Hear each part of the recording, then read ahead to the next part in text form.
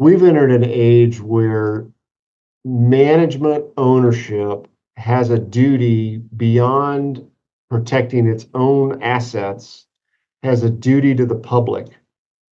And one of the telltales of that to me is how juries are responding to these class action litigations that are being brought. You're listening to the Help Me with HIPAA podcast, where HIPAA and humor collide to make learning fun. Your delightful hosts are Donna Grindle and David Sims. Relax, HIPAA help is on the way. Welcome to the Help Me with HIPAA podcast. My name is David Sims of HIPAA for MSPs, and joining me today is Donna Grindle and a secret guest. We'll get to him in a minute. Just to give you some hint, we're going to be talking about cyber insurance.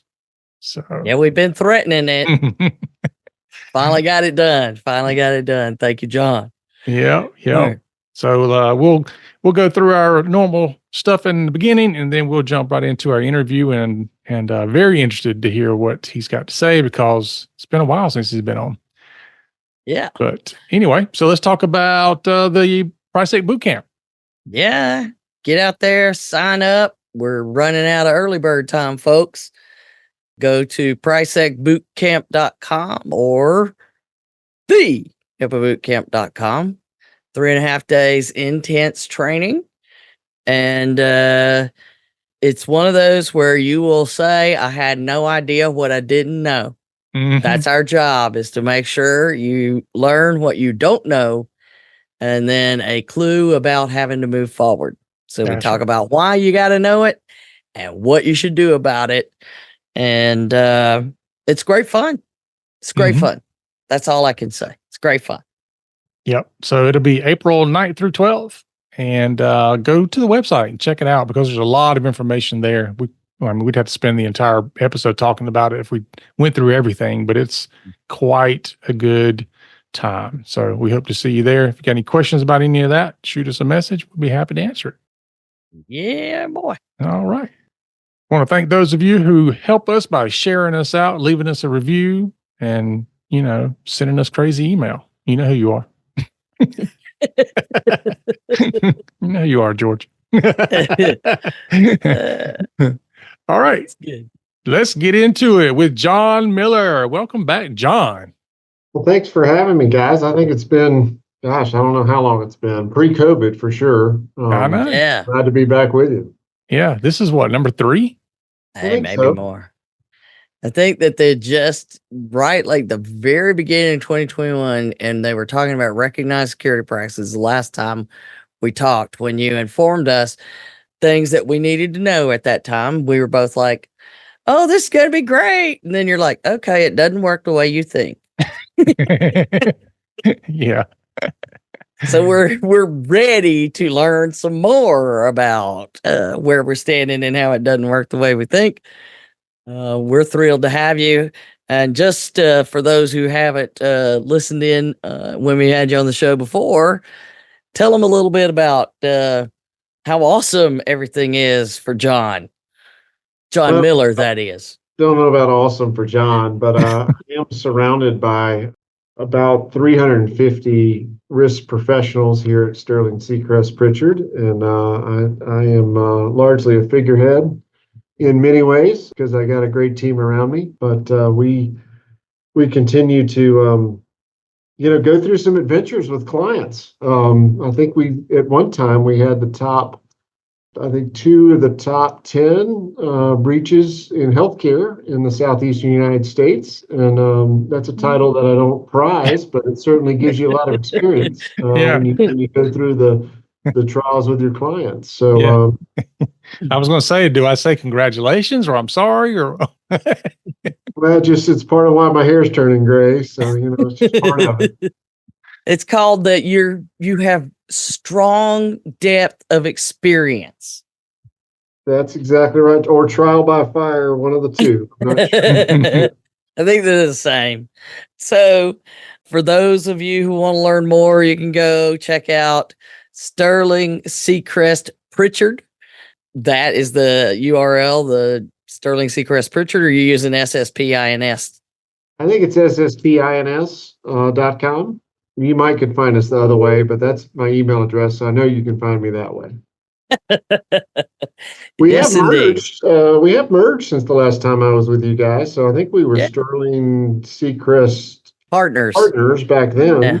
Mm-hmm. And we brought in a cadre of folks through our merger with Pritchard and Jordan, which is an Atlanta-based firm, and just really have enjoyed that change. Actually, brought some additional cyber liability expertise as a part of that. Now I've now got more than just me that knows something about this around here, so it's fantastic.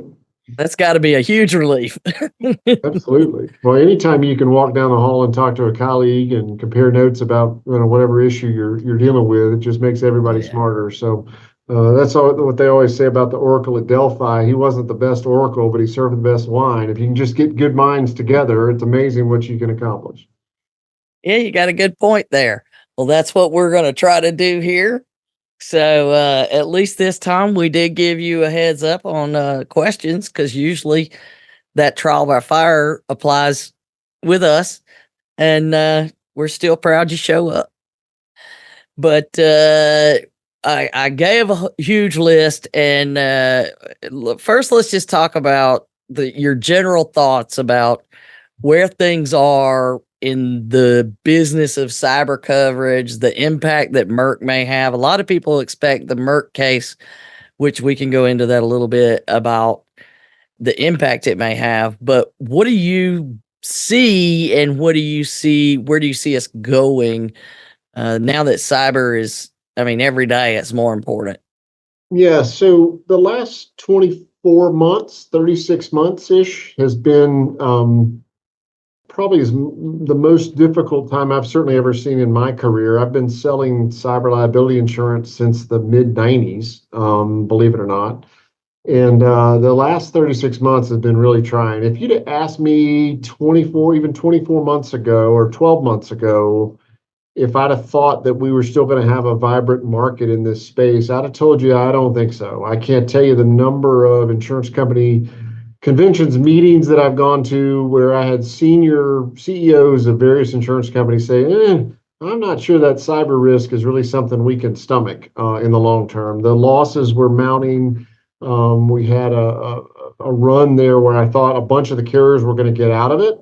And that was my viewpoint even 12 months ago. What's interesting is, and the premiums were, doubling, tripling. A good renewal was a 50% increase in premium. Yeah. The good news for the consumer as of today, now granted, we had a permanent reset of premium dollars that have gone up, but we are not seeing anywhere near that size of an increase nowadays. We're seeing, even a flat renewal. I had several of those this last quarter to 15 to 20% kind of a number. So it's calmed down significantly, in large part because there's been a lot of capital put in play at the reinsurance level. We'll talk about reinsurance in a minute, but much calmer than it was, 24 months ago. I had one of the major, and I won't disclose his name because he wouldn't appreciate it, but I had one of the major top 5 insurance company executives I sat with summer before last. And he said, John, I don't think I'm going to be in this. We were going to be in this business, in the next couple of years. He's like, I just don't think with all the systemic risk that we have, the geopolitical risk that you have when you have the North Koreans and the Russians and all the various constituencies out there, and you have it affect state actors. I'm not sure this is something that we can stomach. We'll get to Merck in a minute, but one of the things that happened this last year was Lloyd's of London came out and said, all right, we're going to mandate a war exclusion on every policy. And that was met with a lot of gnashing of teeth in the brokerage business, and we'll talk about why when we talk about the Merck case. But I would tell you that there is a geopolitical, overlay of all of this, whether it's Russia or North Korea or pick your name. There are plenty of other states out there that do make you think about, is this an insurable risk, right? And it certainly is not. War is not an insurable risk. Like, when the Germans started rolling into France, like the insurance companies all said, that's not us. Yeah. Yeah. Well, the same thing happens, just not with bombs, but with technology. the insurance industry can't respond in that way. So anyway, all of that to say, I think we've finally gotten to kind of stasis and a calmness where the marketplace is adjusted, and I'm much more glass half, whatever it is, full or empty. I can't ever remember. I'm more positive about the future of the marketplace at this point in the cycle. So. At least you're feeling positive, and maybe it was a good thing that we didn't get you on last fall when we were trying to work. We would have scared everybody. So if you're looking at the environment, it sounds like at least it's stabilized, and the folks that we're talking with, it's not doubling and tripling in some cases, and that's great news. But we know that certainly the applications have become a bit more specific and a bit more clearly defined as what they expect, instead of, did you do a security risk analysis under HIPAA? Yep. Yes. Is that going to continue as we see, for example, our last episode, we just talked about the HHS released the healthcare cybersecurity performance goals, which CISA has released as it's a voluntary, but we know what that means. If you're not doing it and you get hit, we know how they're going to feel about it. But it's for the entire 16 critical infrastructure sectors. This isn't healthcare specific. We just got our own special version of it because of our world. Have they even started talking about that with those sectors? Well, so the underwriters relative, and let me go back to your application, then we come forward to Right. last question. Yeah. The underwriters are becoming more granular in what they ask for, and there are three keys to the kingdom now. You got to have MFA. You don't even get cyber liability insurance without MFA. Mhm. You got to have endpoint detection, okay, and then you got to have backups. And if you don't have those three things, I mean, I might can get you insurance, but it's testy, and certainly the terms and conditions are not there. The other thing relative to the granularity of the application that all the audience needs to understand, and it's actually a really good thing for you guys in your business, is there's fraud enveloped in that application process. That is, you have to be forthright with your insurer. And the problem for many of the lay people that are trying to fill out those applications, they don't even know what the dang terms mean on the application. Or many times they're going to turn it over to a less sophisticated, an IT person, but a less sophisticated IT person than you guys are. And they're going to errantly answer questions on an application. And I've got a number of circumstances, and we'll talk about how the lawyers and kind of what happens at claim time here in a minute. But I've had a number of circumstances where the applications were errant, and the carriers, if it's a significant claim, or even if it's not a significant claim, are now taking a position, well, you frauded us in the application process, you didn't properly answer it, and we're going to deny the claim. And that's a very bad place for the insured to be. It's obviously a bad place for the broker to be. It's also a really bad place for that IT, whoever the IT professional. If it's an inside person, they're getting fired. If it's an outside person, they may be getting fired too. So my recommendation relative to the applications is that they, get somebody that knows what can interpret the questions that are being asked, and then be forthright. One of the things, and I've seen this numerous times, as you guys know, various hygienes that you put in place can be put in place for parts of your organization, but maybe not all of your organization. And so when they ask the question, that sentence ends in across your enterprise or throughout the network or whatever, you got to really think, does it cover all the places in the network? Because inevitably the vulnerability that happens is the one that wasn't uncovered, particularly relative to MFA. And then all of a sudden they come back and say, well, you frauded us. You said it was throughout the enterprise. And it's like, well, it's 95%. And they're like, well, we don't care. It needs to be 100%. Wow. So that's just some lessons learned. But another reason to engage with y'all's firms, to consult with them relative to the application. I think there's a cottage industry just in that these days. Wow. There you go, David. There's your whole new line of business that you sell your services for. I can answer your cybersecurity questionnaire better than your other IT folks. But David has recently talked about the ones he's seen. They're huge.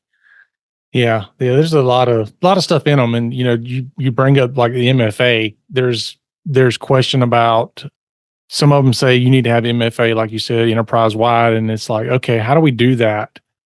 Because it's not a matter of let's turn on MFA everywhere it's available. Now we got to make it available in places that it's not available. That's right. And so that becomes a much bigger conversation and a much harder thing to do, because in some cases you can certainly bolt on a third party thing to make it MFA. And then in other cases, some cloud applications just don't have it, period. Mm-hmm. Well, the average is $11 a record. So the cost of a breach in healthcare is $11 a record, almost twice that of the financial services, which run about $6 a record. Okay. So, for the people that underwrite healthcare, they're at double the risk of even the financial institutions. And so they get real serious about that MFA stuff because, I forget the statistics, but one of the gurus said something on the neighborhood of 90 some odd percent of the breaches out there can be prevented if you have MFA. So it is a threshold hygiene issue at this point. Mm-hmm. Well, yeah, we used to see it as like you were advanced if you were using it. Now that's a minimum.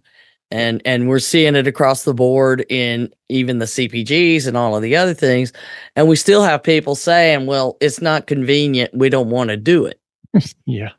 Well, we're getting new methods and new tools that we can use, but you don't get to say, I don't want to do it. It's just not that anymore. Well, and then they have the ones where they learn to trick the MFA, but so yeah, I had that same conversation at a board level with a large healthcare practice here in the Southeast. And one of the physicians made that comment. It's just an inconvenience for me to have to do this. I don't want to have to do it when I'm at home or whatever. And his partner, I didn't even have to say it. His partner, quick-witted, very quickly said, well, it's going to be an inconvenience when we don't have medical records to enter into as well. And so which inconvenience do you guys want to deal with? Yeah. It boggles my mind that people put up so much of a fight on it. It really reminds me of the people who park in the fire lane. Like, it is so inconvenient for me to park where everybody else parks and walk. So I'm going to park in the fire lane. And if you write me a ticket, you think, man, people go nuts if they get a ticket in the fire lane. Yeah, it's definitely that case. So, we've been trying to tell people this is where we're going. And, we enjoy being right, but not always, Mm-hmm. And it has continued to get more challenging. And you're right, the nation state attacks and to be able to figure out where did this come from? How did this happen? Are they interested? Because we know the nation state attacks, they may fall under war, which is what the whole Merck case was about. But that requires more intensive forensics to be sure sometimes where these things came from, which is a balance I would assume they have to strike between how much to invest in the forensics if you have a general idea, but to know for sure, was it a nation state funded thing? So how are they drawing that line? Or are they? Well, I don't know that on the big ones, they certainly will draw the line. They'll get really granular. Oh yeah, the Merck one, I'm sure. You're talking about hundreds of millions of dollars. They're willing to spend whatever they need to on forensics. That's a rounding error to the right. On the day-to-day claim, and for the vast majority of businesses out there, I'm not all that worried about the war exclusion. If we do have a declared war and Russia does what is portended, or China does what is portended that would happen, nobody's going to have insurance, and so you don't have to worry about it. I'm not. We do have some clients in the nuclear power space. We have some clients in some critical infrastructure spaces where I probably look at the war thing a little closer than I do in other places. But like for healthcare, I'm not all that worried about us being, negatively affected by a war exclusion. Now, having said that, some of the exclusions are as broad as you. I mean, you can interpret the war exclusion and in any little thing, even if it's a war in another place, you can have an Right. exclusion. And so, I'm not going to say that I dismiss the war exclusion as an issue, but I don't think it's nearly as big of an issue as a lot of people put it out there. Unless you're dealing with critical infrastructure folks. I would share with you that the other two aspects of evolution in the product design, and then I want to get back to a forensics question you asked earlier. The first is, the regulatory investigations, and particularly as these states roll out these additional laws in various states. I mean, and some of them even now at a local level. I mean, you got cities and municipalities that are passing, ID or cyber protection. That is becoming, the fines and penalties associated with that is something that we're going to have to wrestle with, because the carriers, are used to dealing with HIPAA on the healthcare side. They're used to dealing with GDPR over if you're dealing in Europe. But when you all of a sudden start throwing on the California fines and the New Jersey fines and the New York fines, that's going to get really expensive in a hurry. So that's what makes a cyber liability underwriter lay awake at night beyond the war thing is fines and penalties. And then the other one is this wrongful data collection exposure, with social media. You got the Biometric Information Privacy Act that, if you capture any little thing, then you got obligations to protect. That one makes them lay awake at night a little bit as well. So that's kind of the way a cyber underwriter thinks. Let me go back to the forensics for a second, because, and I may segue and y'all may say, come back from this, but of late, I've had significant reservations in how the whole forensics thing has gone down. And what I mean by that is, forensics is supposed to help us figure out where the bad guys went. That's the whole purpose of it. I've had numerous circumstances where forensics aligned with a dedicated forensics unit for a particular carrier has not only tried to figure out where the bad guys went, but has also taken the opportunity to go and look at all the hygiene that we had. And identify where we didn't have hygiene, and then bring that up to the underwriter in their report. Yeah. And so more and more, my advice to clients, and I think it needs to be y'all's advice as professionals rendering to your clients, is we really need attorneys leading these investigations. We really need to think about all the places we're going to have those forensics folks go. And I'm even to the point now of saying, do we need a privileged report from the forensics folk and a non-privileged report? Okay. Because I think some of these forensics firms, and I hesitate to say this because I know I'm in a public forum, but I think some of them are in bed with the underwriters that are being hired to go. My experience is the underwriters own some of them. Well, and that's a whole nother conflict of interest. But at the very least, like, if they go and identify that we didn't have MFA across our enterprise, and the particular breach had nothing to do with MFA, for example. Yes. Well, why are we even bringing that up? Like, what, attorney, and I kind of go, well, where is the attorney in this? Like, that should be something that's maybe kept privileged. It's like we almost get into criminal defense kind of thoughts. There's some things we want to share, some things we don't want to share, So exactly. Anyway, I just bring that up because I think the consumers need to be aware that when you start down a forensics path, I think you need to have command and control of where it goes. So, well, and that's one of the things I mentioned to you in the notes that we're running into is you must use these lawyers that we approve. You must use these forensics that we approve. And we've lost the ability to control anything in the process because of that narrow requirement. So now the lawyers are being supplied by the carriers.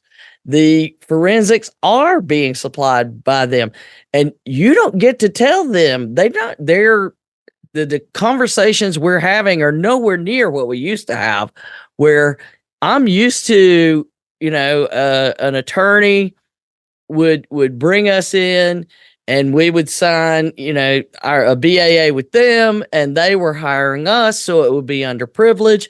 And we have forensics partners, and we work with them because if you do find these things, I need to know so we can fix them. But they also send it in to us and the client and the lawyer to review before they file the official findings report. And that's the way we operated forever. Our ability to do that has just been taken away for the most part.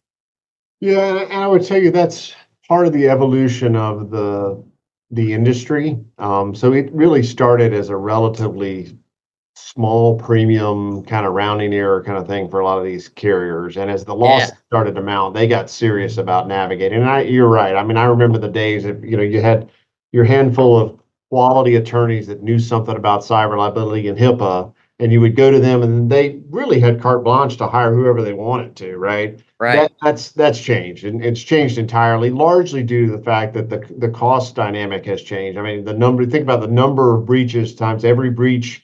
If I can squeeze 20% out of those service providers, that's a significant amount of money.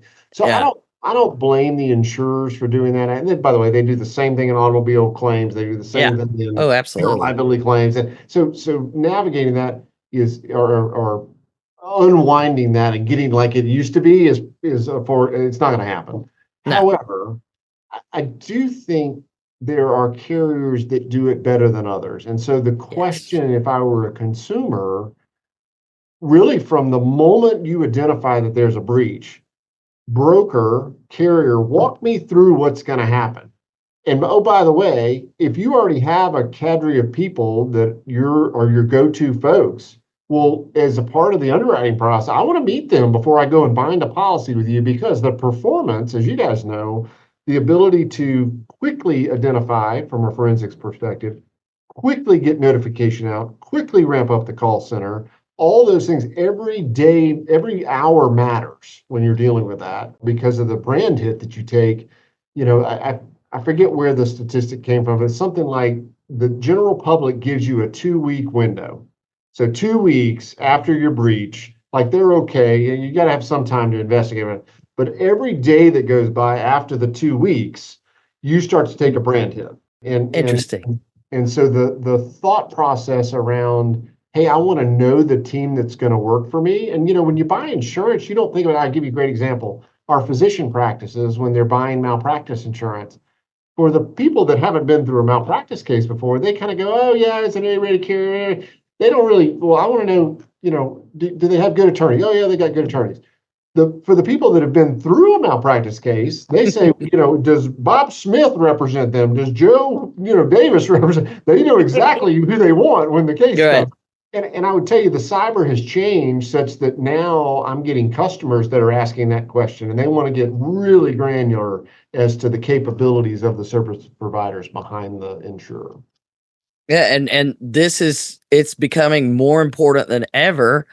And your 2-week stat, that's going to get included, I guarantee it, in our discussions at the boot camp. But it has become a very much more complicated environment. For example, I have a data breach that's discovered because, as we know, they happen on the weekends or right around the holidays. And so here it is, it's discovered on a Friday. Well, you got to file the claim, and then they got to assign somebody, and then they're in a different time zone in a different part of the world.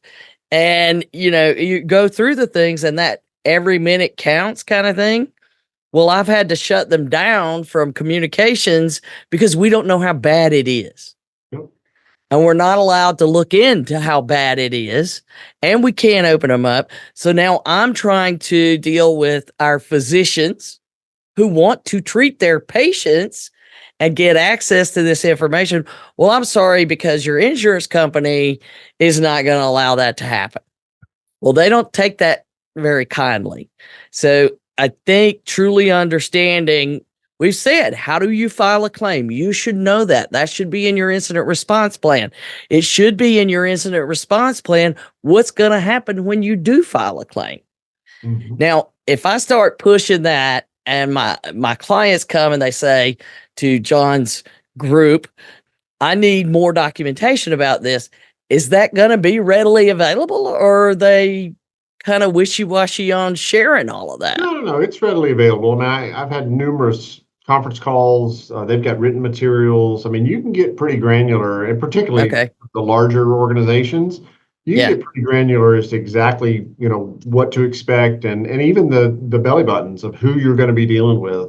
That for high profile, particularly customers, Yes. that becomes very, very important.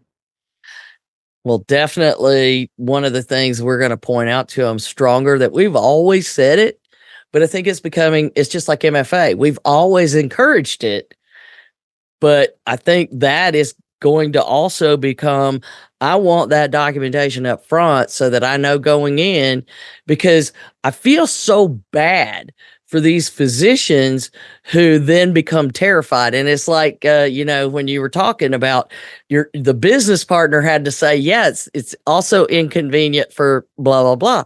And it's that same thing of, I tried to tell them this, and now we're in the midst of it, and now everybody's concerned, but it's too late. And getting that message across is a big piece of us trying to find new ways to educate. Are you guys struggling with the same kind of thing, just in educating your clients? And if you aren't, tell me how you're doing it. Well, nowadays it's so prevalent. I mean, it's in the newspaper every other day. It's if you read Becker's or any of the publications. I mean, they know. I mean, you got some high profile hospital systems that have had to operate on paper for days. It's not like it was. I probably wrote. I'm just thinking about that the other day. I got in this business in 1994. And I probably wrote my first cyber policy, call it 1997, 1998. And back then, it was more about HIPAA and privacy because, HIPAA just passed in 96. And so Right. they started thinking about what have the regulatory fines and penalties and all that. And then they're like, oh, yeah, we'll throw in you're starting to computerize we'll just kind of throw that in there, And so, Yeah, 50,000. It'll be plenty. that's right. One of the things that I think has evolved or changed significantly over that period of time is the specialization in our industry of the people that deal with healthcare providers. When I first got in the business many years ago, you had independent agents out there, and they wrote a trucker one day, and they wrote a manufacturer the next, and they'd write a little healthcare. That doesn't really happen much anymore. Most of the healthcare folks are subspecialized, and there are, a few firms around the country that do it. And I think that's really been advantageous for the customer because we do know, number one, who the good carriers are, but number two, who's going to perform at claim time. Because and my dad taught me this years ago, that he's like, John, you're happy on the day you set the policy because you get a commission. He said the customer needs to be happy on the day they have a claim because that's when it all comes to fruition. And if they're Love not happy that. on the day they have a claim, you're going to get fired. And so the performance of that at claim time, they develop a reputation pretty quickly in the brokerage community, right? We know, if I have somebody that's dealing with, like you talked about, multiple time zones, and we can't get things, and we're delayed in getting a notice out and all that, I know better. And so my customer's like, John, what do you think? And I'll say, this is not good. They shouldn't have handled it this way. And obviously, I'm not ever going to place insurance with them anymore. So some of that kind of levels out in the way the market works. Right. But I would share with you that, and ransom payments are a good example. Like having a conversation on the front end, philosophically, how do you as an insurer view that? Is that something you're willing to pay? Because obviously, and then take, for example, the carrier's got all this business income risk, right? If they can't get them back up and running, then every day that goes by, they're having to pay out on the business interruption claim. So some carriers have a little more flexibility on the ransom payment.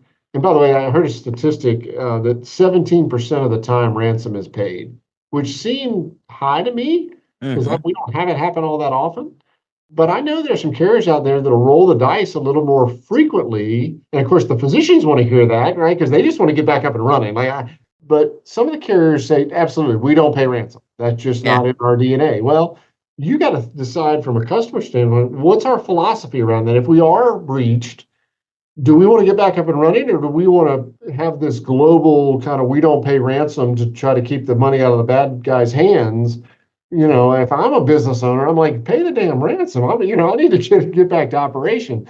But having that philosophical conversation alone is really a telltale, and by the way, some customers are like me. They want to pay the ransom. Some absolutely, I don't want to pay ransom. So those are like, that's just a little question, but one that, you ought to be having with your insurer beforehand.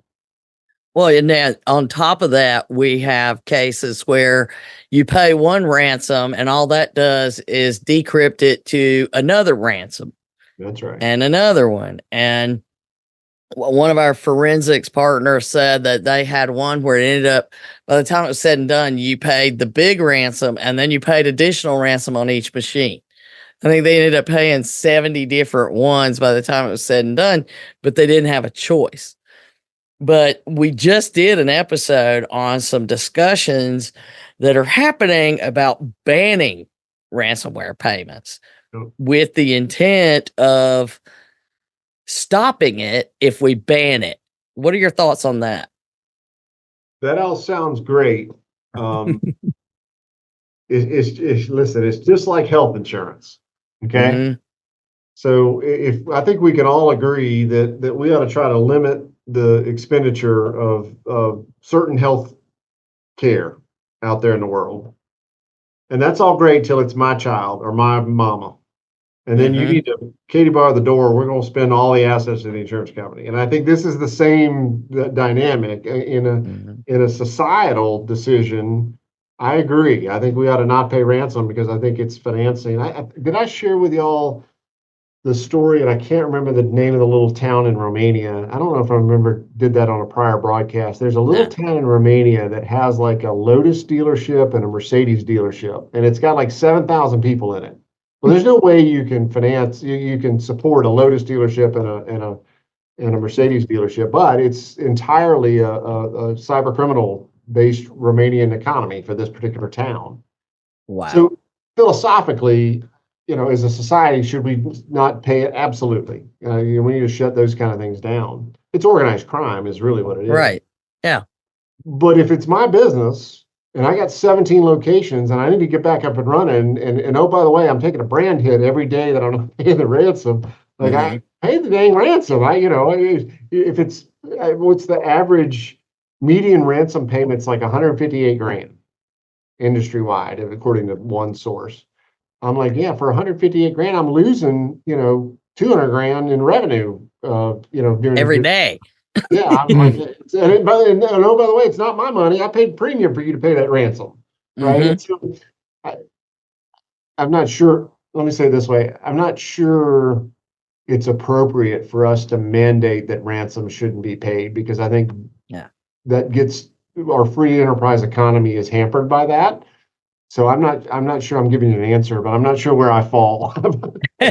Well, we kind of got to the same place in our discussion of it. And particularly when we're seeing them do what they're doing today with the second and third rounds of we stole the data and you're in healthcare and they're like, well, if you don't pay this ransom, we're going to release your data on the darknet. They're put between a rock and a hard place if you say they can't pay that ransom and it's going to be released. But then we saw the group, and maybe you remember, David, I don't know if you saw this, John, where the group, when they didn't pay the ransom, the group reported them to the SEC for not having reported the breach within the time frame. Really? Yeah. And so I'm like, okay, if they're it was quite a brilliant move on their part. I have to give it to them. We're going to turn you in. We've waited until after the timeline. You haven't done what you were supposed to do. We're going to turn you in. And I was in a discussion about the potential, particularly in healthcare. What if they stole all your patient data and then they tell you they're going to notify your patients? That is big. Yeah. I mean, it takes somebody stroke a check. Somebody stroke a check quick. It takes their ransom leverage away if they do that. But I mean, certainly that's a huge brand hit. Yeah. To anybody. Yeah. So we see them continuing to find new ways to ransom us. And, reporting to HHS, at least, with the 60-day thing, they're not going to do that as much as they are. I think it was one of the financial companies that got reported to the SEC. And I am hoping, but I do know of cases where I think this happened in Europe, where a plastic surgeon got hacked and they were like, we're going to notify your patients that we're going to release all of the surgeries they had. Now you do that in Hollywood. Yeah, that would be a problem for sure. Yeah, you get New York. I mean, a lot of places that say they're using different tactics based on what they've learned about the business instead of it just being blanket. So I really see that they're going to get more and more extreme, and we're not going to be in a place where we can ban them. I get the point, but I just don't see that's something that can be done in so many different reasons. Yeah. That SEC thing you mentioned's really got teeth. I mean, that requirement on the SEC side, and I understand why. I mean, from an investor's perspective, you can't be hiding that kind of stuff. But it puts boards of directors of these public companies and CEOs in a really, really difficult, because I think the words they use are like material breach. And I think they go on to define that further. But that just doesn't give you a whole lot of time even to understand what has happened to you. I mean, I haven't been through a bunch of these claims. Gosh, by day 4, it's starting to sink in, but there's a lot you don't know but day 4, Yeah. Well, and part of it though is, CIS is trying to find ways that they can go out and figure out what's happening so that they can protect us. And if we're about to have a hit on all these financial companies and you just happen to be the first one, I need to know. Yeah. And for law enforcement to do their job, which, generally, and I don't know about you, but I hear this all the time. It's one of two things when we start talking about this. Why don't these people get a real job? And I'm like, it is their job. Yeah, and it's very lucrative, by the way. Yeah. They wouldn't be buying Lotuses and Mercedes. I know, right? Or the other thing is, why don't law enforcement stop this? And it's Romania. You go get it. That's right. It's not. And so that's also another thing that I always worry about with healthcare offshoring and allowing their data to be offshore, because who's going to enforce the law when they get hacked? Yep. And they can hide as much as they want in these other countries. So there's layers of complications. And we've talked about all of the, the changes that are happening and the forensics. And so we think that you should spend more time confirming what's going to happen when you file a cybersecurity claim. And I think that's become more important. And we've gotten there. And we know that the applications are being much more granular. And we've gotten there. So we know that things are changing. We know that they've come out with the CPGs. They've already said they plan to change the security rule and those kind of things. So what is it that we can tell our audience and our clients? What should you be doing now to make sure you're ready for the next wave of whatever it is you're going to have to deal with? Well, I think it's become a necessity, not only for boards of directors to be asking all these questions, but for the management teams of organizations from the largest hospital systems on the healthcare side, from the largest hospital systems down to the smallest practices. And we try, of course, they don't have much in the way of resources, but we do the very best we can to put on educational seminars so that at least they are getting, some knowledge base of it. But I would share all those management teams are, unfortunately, as a part of their discipline in management of the business, they need to devote at least quarterly, I'm not saying it monthly, but at least quarterly attention to this topic. And that's, go to seminars. Nowadays, post-COVID, everybody hops on a Zoom or a Teams meeting, and many of them are free for the medical societies and various places. But, you got to create so it's interesting. I tried to use this analogy, and I think I'm right. So you think about hygiene, right? Is all the technical things you do. But then using another bodily example is the exercise. So we get good hygiene, and now we got to exercise. So the management team's got to get out and exercise, and got to go to these things and do tabletop exercises and do some penetration testing and do a lot of the things that it takes effort, right? But we're not at a point where you can just do hygiene. I think the next evolution is you're going to have to do some of these exercises as well, using that analogy. Yeah, Does that we resonate? were there before. That's the first time I've tried that analogy on a live audience. Does it feel good? Yeah, it worked for me. It worked for me. You got to eat right and exercise. So that's right. I guess we're the food. It's definitely the case. And the more that we learn about these criminal enterprises, and the FBI took down one, but they lurked inside and kept getting deeper and deeper to be able to take down the whole thing. And that takes time. And I appreciate the fact that what they were doing is behind the scenes. Anytime somebody was getting ransomed, they would go and give them the keys because they had access to them. So I'm really hoping that if we share enough information with law enforcement about these things through those notifications, they can begin to do that, because I see that being one of the biggest things that we could do, is that they were in there working the backside of it. If that was happening, I think at that point, we would be in a much better place, because the further deep in those organizations, and you can't do just the top level. I mean, that's what we keep telling people, is these guys have disaster recovery plans that are way better than yours. Yes, they do, and they're also multi-jurisdictional as well. I mean, this is not all of them are sitting there in Romania. They got somebody in China, and they got somebody in the UK, and somebody in Canada, and if they're smart, they're going to be in all the places without extradition. Yeah, and they're probably using your grandma's computer to launch the attacks from. Absolutely. Unfortunately, yes, that is another issue there. Well, we're about to the end of our time with you, John. What else would you want us to know? I mean, we talked before about recognized security practices and learned from you then when those had first come out.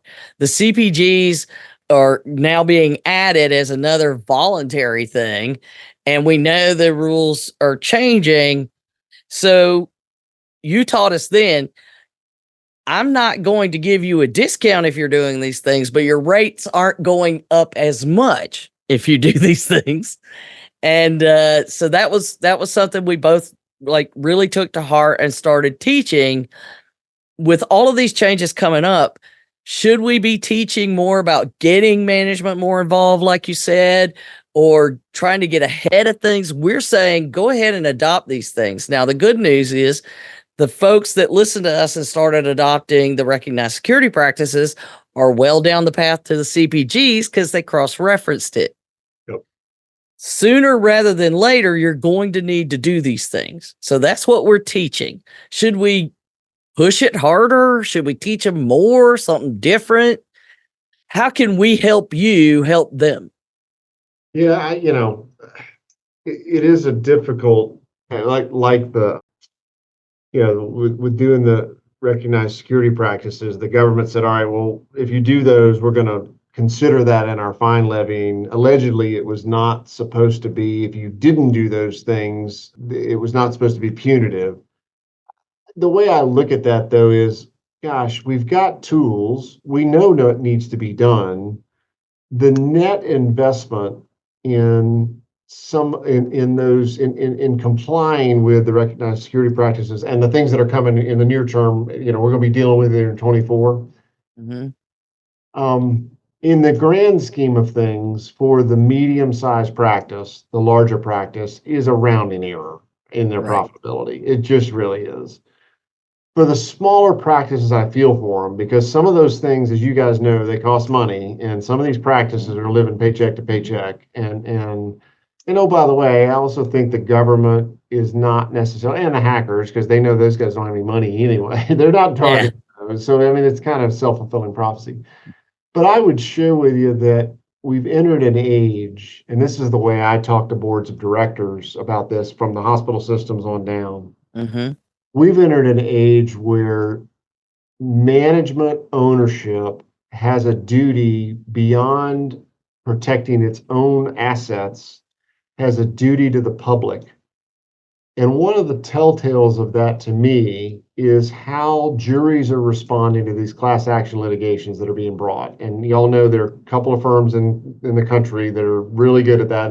They go to the big HIPAA board and you got to self-disclose, which is wonderful. It's like a jobs program for attorneys. Uh-huh. They're then advertising in the community where that breach has happened, and they inevitably get enough people to create a class action and bring the suit. Yeah, it's happening like within weeks sometimes. Oh yeah, it happens really quick. I mean, it even happened before it's even on the big board. Correct. Well, nowadays they don't even have to put up a billboard or put any advertisements in the paper. They can do it via social media, and they can figure out really quick. They get enough people to do it really quick. But I would share with you that, and this is the yin yang. As you know, I'm conservative and I represent business owners. But on the other side of things, having that class action threat out there, I think is good for the public, right? And I boards of directors need to recognize that if you can't turn a blind eye to this topic anymore. You can't have it as a back burner issue in your business.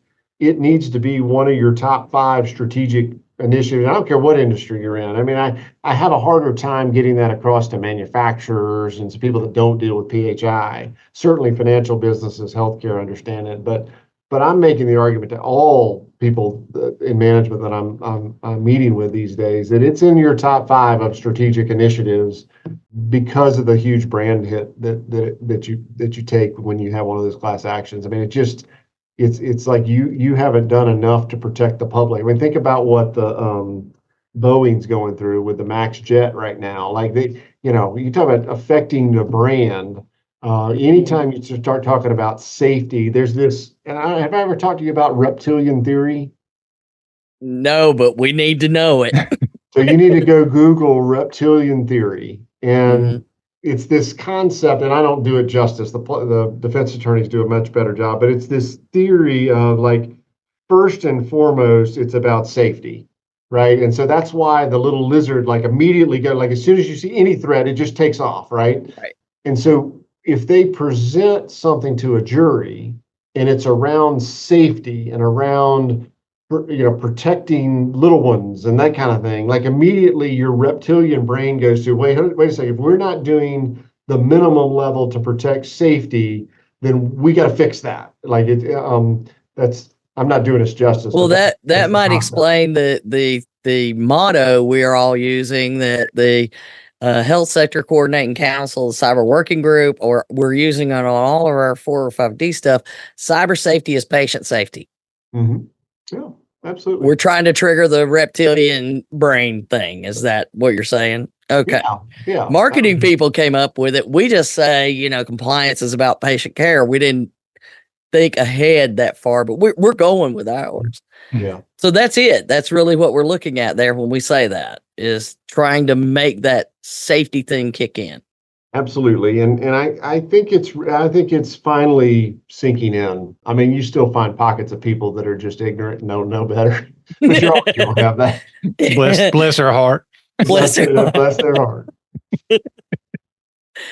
So we're on the right path. We just need to keep pushing it and saying, even John Miller agrees with us. You need to do this. That's what we need to do. But I'm really thrilled that we were able to work this out with you. And I mean, we count on you to help us see this, because we don't see what you get to see. And maybe sometime we need to have a session where we just tell stories, because I've heard plenty of yours. I gotta be careful. I'm half bartender, half priest. I'm not sure which I am on any given day, but the priest part I gotta not tell, particularly in a public podcast. Oh yeah, we know. Trust me. There are a lot of things that we know. I know one of my clients one day said, Donna, when you get older, if that dementia kicks in, they're going to have to put you in your own private room just because the stuff you might be saying. Like, you're the same way, John. You'll be there with me. Absolutely. Well, thank you very much. And we're going to be coming back to you at some point, and we appreciate you continuing to be so kind as to share your knowledge and your experience with us, and a little bit of humor now and then, because we like to use it, and it's all needed. Well, I appreciate the opportunity to be with you. Always happy to talk with you guys. So thanks so much.